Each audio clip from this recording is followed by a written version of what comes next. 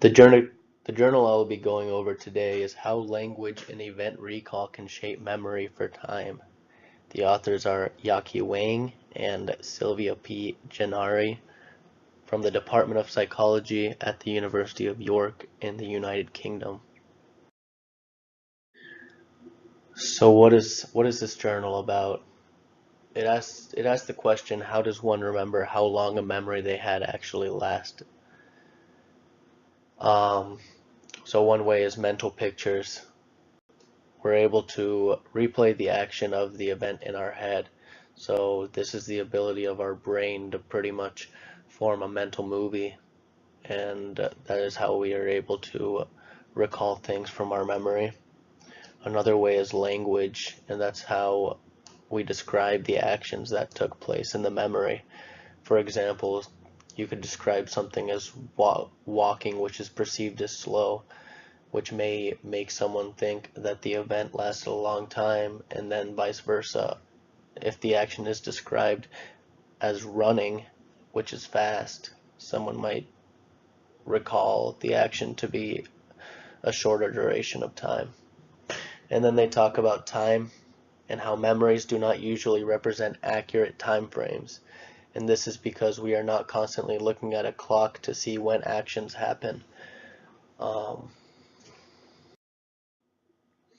the relevance. This first bullet is more of a personal interest, and it's about how could this research help with more accurate testimonies in the criminal justice system. Another way is it could help explain deeper how memory is stored. So maybe if language is relevant to memory storage and helping more accurate results, then um, research can lead to techniques that could help more people remember events more accurately. Personal relevance. I like to look at language because I speak multiple languages, and the fact that I get to now look at it in a cognitive sense is very intriguing to me. Um, it can also help explain why people remember events differently. I know at least in my personal life I've had a lot of contradictions with family members and friends about how long a certain event took place, and I want to know why that may be. Um, Also, this article interested me is because it could help explain help explain why someone recalls a memory, and if that can really affect the duration of the memory and how it's recalled. So pretty much what that's trying to say in a shorter way is I want to know if these words like walking and running really do have an impact on how someone how long someone remembers an event lasting. So in experiment one, they were looking at the relationship between memory and language, and they were pretty much investigating the relationship between language-induced event conceptualizations, event information recalled, and event reproductions. Um, the question was, is the amount of information recalled really associated to event duration? And what they did was, it was a study with a cartoon animation, and these animations were accompanied by a descriptive phrase. But this descriptive phrase had critical information, but was unspecific to the nature of the moving object. Um, This, of course, is so that the people can recall the event more, but it will not impact how long they remember the event lasting. So what they ended up doing was, at first they looked at if someone looks at a certain animation multiple times, the phrase and language should still be used to recall that memory. Now they continued to make experiments 1A and 1B, in which students were only exposed once to these animations, Group 1A was able to write down everything that they remember, and Group 1B was only able to write a phrase accompanied with the animation. So pretty much what they were looking at was the function of language determined by information recalled over influence of stimulation duration. The results were that there's really no influence of language on event reproductions, and as the charts above show, the extent to which animations are shortened or lengthened relative to stimulus durations is explained by information recalled per unit of time.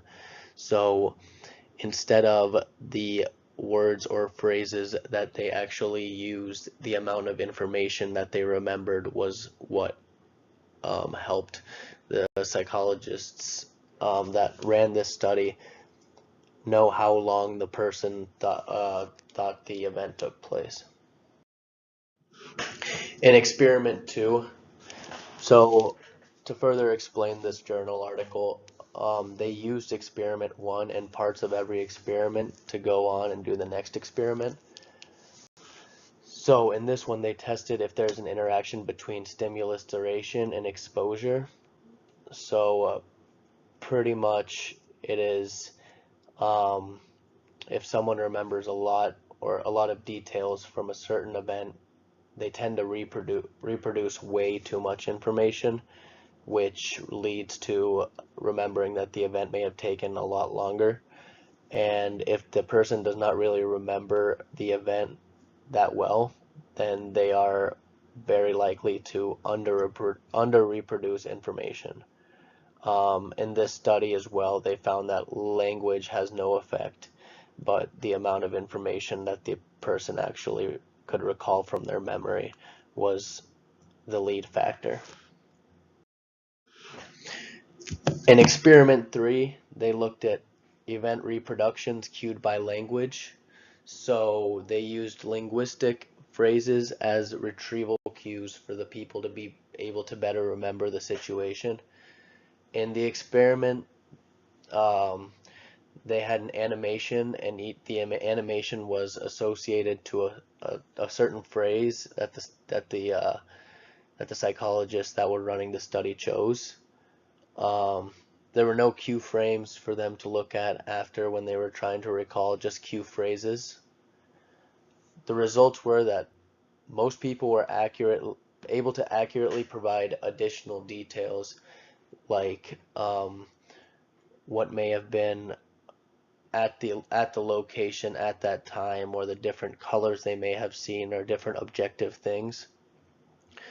This experiment was actually the first hybrid event memory representation resulting from language retrieval, meaning that the amount of information provided was relevant to the duration, meaning that the phrase they gave and the amount of language or the type of language they put in it was the reason a certain person either remembered the duration of event more exactly or more incorrectly. Experiment 4, the last experiment, they looked at the role of language in reproduced duration as an independent of encoding conditions. So in the study, the students were asked to watch animations and phrases 3 times in 3 different cycles. The number of words that were recalled afterwards were not only used for time. Episodic details retrieved from memory were combined with linguistic concepts that gave rise to reproductions consistent with both episodic memory and language. So the amount remembered played into reproduction, and this is pretty much a extent of experiment 3, saying that language is actually an important concept in remembering the duration of an event in our memory, and that but to go on further, I feel like the results give way to further investigation but can memory really be tested in the short amount of time that the experiments took?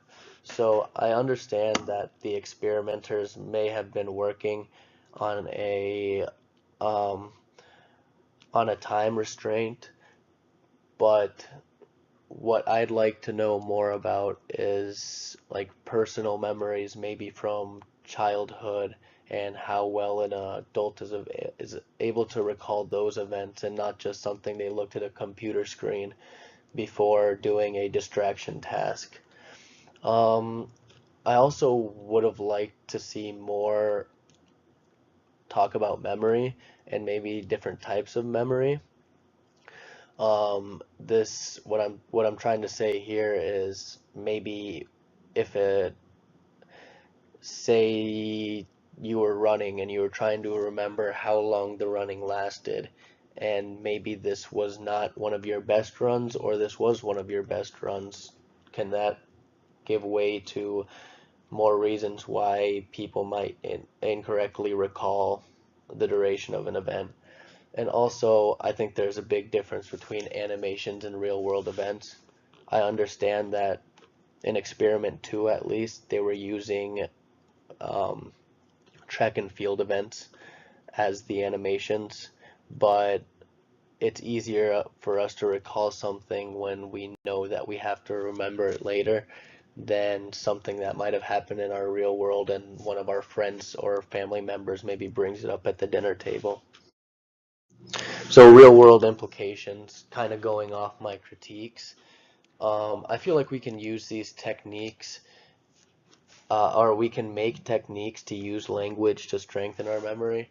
Now that experiments 3 and 4 proved that language um, might be more connected to time and memory than we may have earlier perceived, um, maybe now is the time to start doing some further research. Also, to go back on what I talked about at the very beginning, I feel like now that we know, or now that we know that the more information or the more a person is able to recall gives gives out information such as duration of the event and onwards, maybe this can be taken into account in the criminal justice system.